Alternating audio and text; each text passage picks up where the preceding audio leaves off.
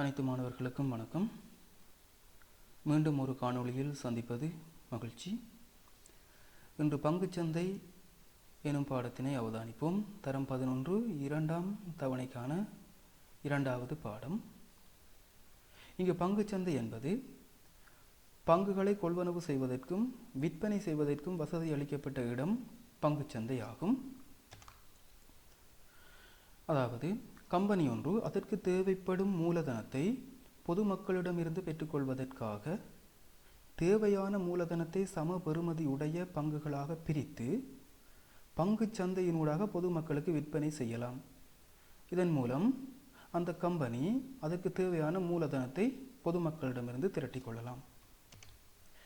அவ்வாறு ஒரு கம்பெனியில் பங்குகளை கொள்வனவு செய்பவர்கள் அக்கம்பெனியின் பங்குதாரர்கள் என அழைக்கப்படுவார்கள். இப்பொழுது பங்கு லாபம் என்றால் என்ன என்பதை பற்றி அவதானிப்போம். ஒரு கம்பெனி அதன் பங்குதாரர்களுக்கு வழங்கும் வருமானம் பங்கு லாபம் என்று நாங்கள் சொல்லிக்கொள்ளலாம். கம்பெனி அதன் ஒரு பங்கிற்கு எவ்வளவு பங்கு லாபம் வழங்கப்படும் என வரையறுக்கும். ஆரம்பத்திலேயே ஒரு பங்கிற்கான கொள்விலை சந்தை விலை அல்லது சந்தை பெறுமானம் ஆகும். இந்த கலை சொற்கள் எங்களுக்கு இந்த பாடத்தில் தேவைப்படும். சந்தை பெறுமானம் அல்லது சந்தை விலை என்றால் என்ன, பங்கு லாபம் என்றால் என்ன என்று எங்களுக்கு தெரிந்திருத்தல் வேண்டும். அதே போல இங்கு எங்களுக்கு தேவையான சமன்பாடுகள். பங்குகளின் எண்ணிக்கை என்பது முதலீடு, ஒருவர் முதலீடு செய்யும் தொகையின் கீழ் சந்தை பெறுமானம், ஒரு பங்கின் சந்தை பெறுமானம். அடுத்ததாக மொத்த பங்கு லாபம் என்பது பங்குகளின் எண்ணிக்கை, இங்கே நாங்கள் கண்டிருப்போம், தர ஒரு பங்கின் பங்கு லாபம். இது தரப்பட்டிருக்கும். ஆகவே ஒரு பங்கின் பங்கு லாபத்தை பங்குகளின் எண்ணிக்கையால் பெருக்கிவிட்டால் எங்களுக்கு மொத்த பங்கு லாபம் கிடைக்கும். இன்னும் ஒரு சமன்பாடு எங்களுக்கு பிரயோசனமாக இருக்கும். மொத்த பங்கு லாபம் நேரடியாக ஒரே சமன்பாட்டில் நாங்கள் பங்கு லாபத்தை காண முடியும். பங்குகளின் எண்ணிக்கையை காணாமல் அதற்கு முதலீடின் கீழ் சந்தை பெறுமானம் இங்கு வருவது, தர ஒரு பங்கின் பங்கு லாபம், அவ்வாறு போடும் பிரதியிடும் எடுத்து எங்களுக்கு அந்த கம்பெனியிலிருந்து கிடைக்கும் மொத்த பங்கு லாபம் கிடைக்கும். இப்பொழுது நாங்கள் ஒரு உதாரணத்தை பார்க்கலாம். பங்கு ஒன்றிற்கு ரூபாய் 6 வழங்கும் கம்பெனி ஒன்றின் பங்குகளை ரூபாய் 20 வீதம் கொள்வனவு செய்வதற்கு ரூபாய் 30,000 ஒருவர் முதலீடு செய்கிறார். தேவையான பெறுமானங்கள் அவ்வாறு அண்டர்லைன் பண்ணப்பட்டிருக்கின்றது. முதலாவது கேள்வி பங்குகளின் எண்ணிக்கை யாது, இரண்டாவது மொத்த பங்கு லாபம் எவ்வளவு, மூன்றாவது பங்கு லாபத்தை முதலீட்டின் சதவீதமாக தருக. இவ்வாறு தான் உங்களுக்கு பரீட்சைக்கு வினாக்கள் அமையலாம். இங்கு பங்குகளின் எண்ணிக்கை என்பது முதலீடின் கீழ் சந்தை பெறுமானம். ஆகவே 30,000 கீழ் 20, ஆகவே அது 1500 பங்குகள். அடுத்ததாக மொத்த பங்கு லாபம். மொத்த பங்கு லாபம் என்பதற்கு சமன்பாடு பங்குகளின் எண்ணிக்கை தர ஒரு பங்கின் பங்கு லாபம். ஏற்கனவே நாங்கள் பார்த்திருக்கின்றோம். இங்கு பங்குகளின் எண்ணிக்கை என்பது இந்த 1500. ஒரு பங்கிற்கான பங்கு லாபம் இங்கு தரப்பட்டிருக்கின்றது ரூபாய் 6. ஆகவே அதற்கு விடையாக ரூபாய் 9,000 கிடைக்கின்றது. இதை நாங்கள் மொத்த பங்கு லாபத்தை வேறு ஒரு சமன்பாடு மூலமாக நேரடியாக காண முடியும். அதையும் நாங்கள் இப்பொழுது பார்த்துக் கொள்வோம். இது மொத்த பங்கு லாபம் என்பது முதலீடின் கீழ் சந்தை பெறுமானம் தர ஒரு பங்கின் பங்கு லாபம். முதலீடு என்பது 30,000, சந்தை பெறுமானம் என்பது 20 ரூபாய், ஒரு பங்கின் பங்கு லாபம் என்பது 6. 30,000 கீழ் 20 தர 6, அது சமன் ரூபாய் 9,000. இங்கே இந்த பூஜ்ஜியத்தையும் இங்கே பூஜ்ஜியத்தையும் வெட்டலாம். 3002 வகுக்கும் போது 1500, அது 6 பெருக்கும்போது 9,000. இரண்டு முறைகளிலும் ஒரே விடை பெறப்படும். அடுத்ததாக பங்கு லாபத்தை முதலீட்டின் சதவீதமாக தருக. இங்கு முதலீடு என்பது 30,000 ரூபாய், பங்கு லாபம் ரூபாய் 9,000 வருகின்றது. ஆகவே அதனை சதவீதமாக கொடுத்தால் போதும். இங்கு 3 பூஜ்ஜியங்கள், இந்த 9,000 உள்ள 3 பூஜ்ஜியங்களை நாங்கள் வெட்டலாம். இன்னும் இதில் ஒரு பூஜ்ஜியத்தையும் இங்கு ஒரு பூஜ்ஜியத்தையும் நாங்கள் வெட்டலாம். மேலே 9 தர 10 90 கீழ் 3 30%. இது பங்கு லாபத்தை முதலீட்டின் சதவீதமாக எழுதினமாக இருந்தால். இதை நாங்கள் இன்னொரு முறையாகவும் செய்யலாம்.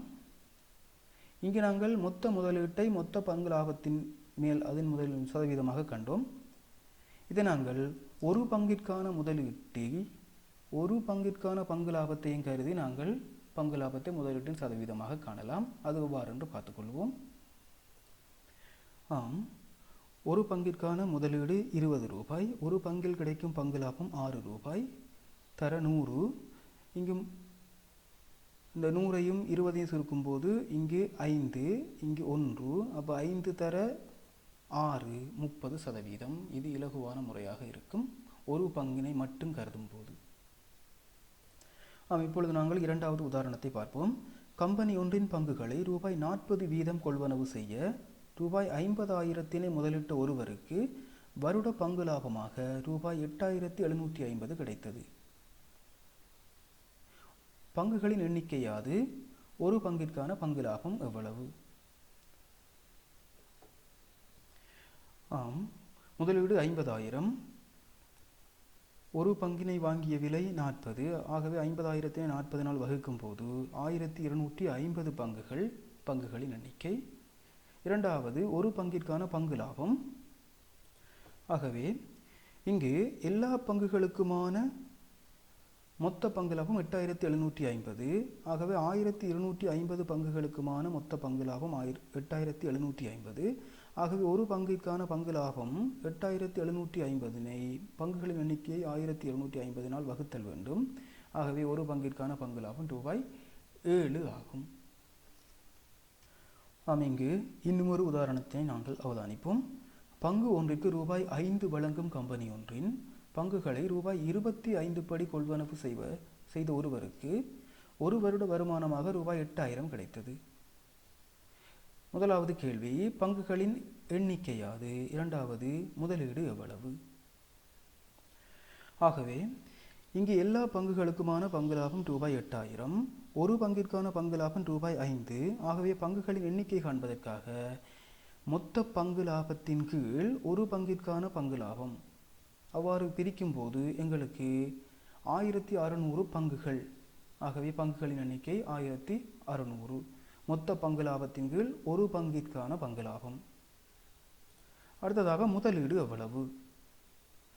1,600 பங்குகள், ஒரு பங்கு 25 ரூபாய் படி வாங்கப்பட்டுள்ளன. ஆகவே முதலீடு என்பது இந்த 1,600 பங்குகளை இந்த ரூபாய் 25 பெருக்குதல் வேண்டும். ஆகவே முதலீடு ரூபாய் 40,000 ஆகும்.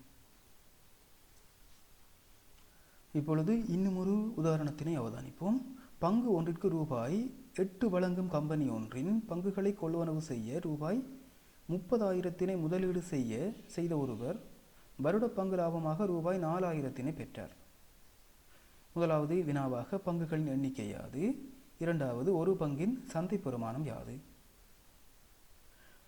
இதுவும் நாங்கள் முன்னர் பார்த்த அதே வினாவை போன்றது. பங்குகளின் எண்ணிக்கையானது ரூபாய் 4,000 என்பது எல்லா பங்குகளுக்குமான பங்கு லாபம். ரூபாய் 8 என்பது ஒரு பங்கிற்கு வழங்கப்படும் பங்கு லாபம். ஆகவே பங்குகளின் எண்ணிக்கை காணும்போது மொத்த பங்கு லாபத்தின் கீழ் ஒரு பங்கிற்கான பங்கு லாபம் என்று அமைய வேண்டும். ஆகவே 4,000 8 வகுக்கும் போது 500 பங்குகள். அடுத்ததாக ஒரு பங்கின் சந்தை பெறுமானம் யாது? ஆகவே இந்த 500 பங்குகளையும் கொள்வனவு செய்வதற்காக அவர் 30,000 ரூபாயினை முதலீடு செய்திருக்கின்றார். ஆகவே ஒரு பங்கின் சந்தை பெறுமானம், அதாவது ஒரு பங்கினை என்ன விலைக்கு கொள்வனவு செய்திருக்கிறார் என்பதை காண வேண்டும். ஆகவே மொத்த முதலீட்டின் கீழ் பங்குகளின் எண்ணிக்கை, அதாவது 30,500 வகுக்கும் போது ஒரு பங்கை அவர் கொள்வனவு செய்த விலை, அதுதான் ஒரு பங்கின் சந்தை பெறுமானம் ரூபாய் 60. சரி மாணவர்களே, இவ்வளவு நேரமாக நாங்கள் பங்கு லாபத்தை பற்றி அவதானித்தோம். பங்கு லாபம் என்பது ஒரு கம்பெனியின் பங்குதாரருக்கு அந்த கம்பெனியால் வழங்கப்படும் லாபம் தான் பங்கு லாபம். இங்கு அடுத்ததாக நாங்கள் பங்குச்சந்தை கொடுக்கல் வாங்கல்களை பற்றி அவதானிப்போம். அதாவது ஒரு பங்குதாரர் தன்னிடம் உள்ள பங்குகளை விற்பனை செய்யலாம்.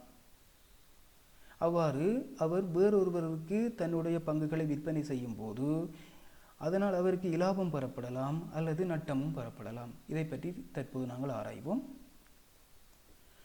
இங்கு மூலதன இலாபம் அவ்வாறு எப்படி இருக்கும் என்றால், ஒரு பங்குதாரர் தன்னிடம் உள்ள பங்குகளை விற்பனை செய்யும் விலையானது அப்பங்குகளை கொள்வனவு செய்த விலையிலும் பார்க்க அதிகமாக இருந்தால் அது அவரது மூலதன இலாப விற்பனையாக அமையும். இங்கு மூலதன இலாபத்தை நாங்கள் காணும்போது பங்குகளின் விற்பனை விலையில் இருந்து பங்குகளின் கொள்விலை, அவர் ஒரு பங்கு என்ன விலைக்கு வாங்கியிருக்கின்றார் என்பதனை கழிக்கும் போது எங்களுக்கு மூலதன லாபம் கிடைக்கும். ஒரு பங்கிற்கான மூலதன லாபம். அடுத்ததாக மூலதன நட்டம். அதாவது ஒரு பங்குதாரர் ஒரு பங்கின் விற்பனை விலையானது ஒரு பங்கின் கொள்விலையிலும் பார்க்க குறைவாக அமையுமாயின் அவர் நட்டம் அடைகின்றார். அந்நட்டத்தினை நாங்கள் இங்கு கூறுவோம் மூலதன நட்டம் என்று. அவ்வாறு மூலதன நட்டத்தினை நாங்கள் காணும்போது ஒரு பங்கின் கொள்விலையில் இருந்து ஒரு பங்கின் விற்ற விலையினை நாங்கள் கழித்தல் வேண்டும்.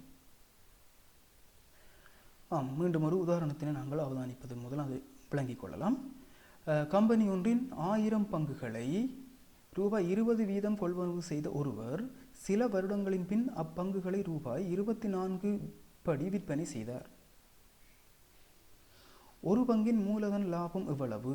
மொத்த மூலதன லாபம் எவ்வளவு? அதாவது ஒரு பங்கினை 20 ரூபாய்க்கு வாங்கி ஒரு பங்கினை 24 ரூபாய்க்கு விற்பனை செய்கின்றார். ஆகவே ஒரு பங்கின் மூலதன இலாபம் என்பது 24 20 கழித்தல் வேண்டும். ஆகவே ரூபாய் 4. அடுத்ததாக மொத்த மூலதன இலாபம் எவ்வளவு என்பது நாங்கள் காணுதல் வேண்டும். அதற்காக ஒரு பங்கிற்கான மூலதன லாபம் ரூபாய் 4. பங்குகளின் எண்ணிக்கை தரப்பட்டிருக்கின்றது 1000. ஆகவே 1000 பங்குகளுக்குமான மூலதன லாபம் எவ்வளவு? அதற்கு காண்பதற்கு நாங்கள் இந்த 1000 இந்த 4 பெருக்குதல் வேண்டும். ஆகவே மொத்த மூலதன இலாபமாக எங்களுக்கு ரூபாய் 4000.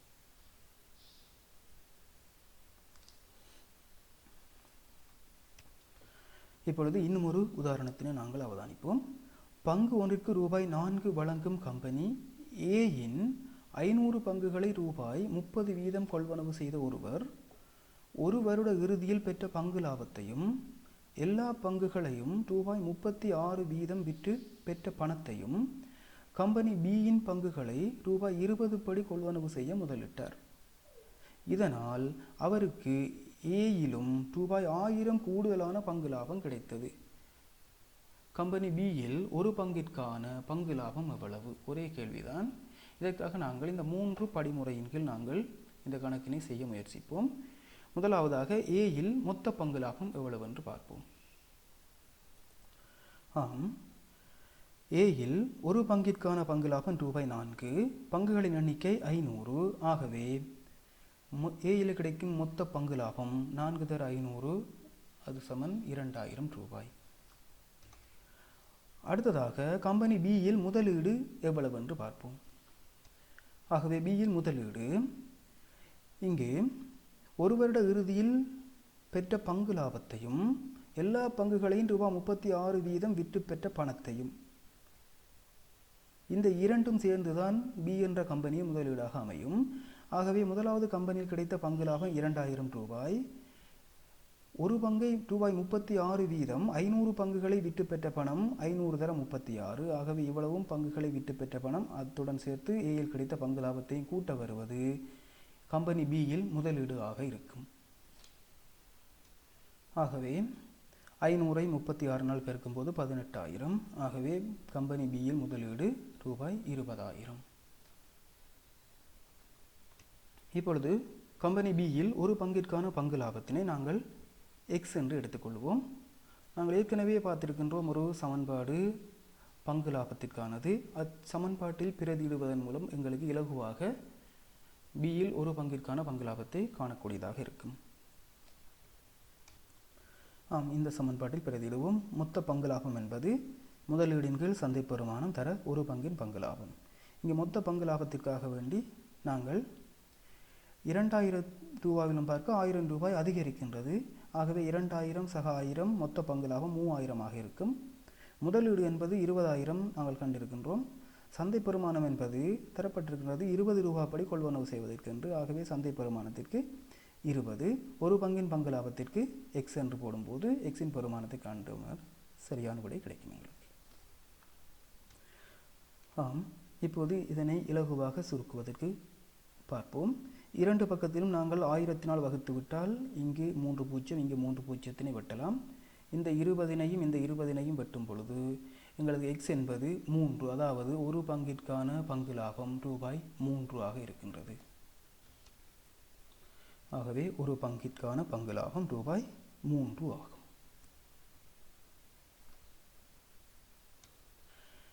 இன்னும் ஒரு வினாவினை அவதானிப்போம். இது உங்களது பாட புத்தகத்தில் உள்ள வினா. ஒரு முதலீட்டாளர் தம்மிடமிருந்த ரூபாய் 70,000 பணத்தில் ஒரு பகுதியை ஆண்டு பங்கு லாபம் ஒரு பங்கிற்கு ரூபாய் 3 செலுத்தும் ஒரு நிறுவனத்தில் சந்தை விலை ரூபாய் 30 ஆக உள்ள ஒரு கம்பெனியின் பங்குகளையும், மீதி பகுதியை ஆண்டு பங்கு லாபம் ரூபாய் 4 செலுத்தும் ஒரு நிறுவனத்தில் சந்தை விலை ரூபாய் 20 ஆக உள்ள ஒரு கம்பெனியின் பங்குகளையும் கொள்வனவு செய்வதற்கு இட்டார்.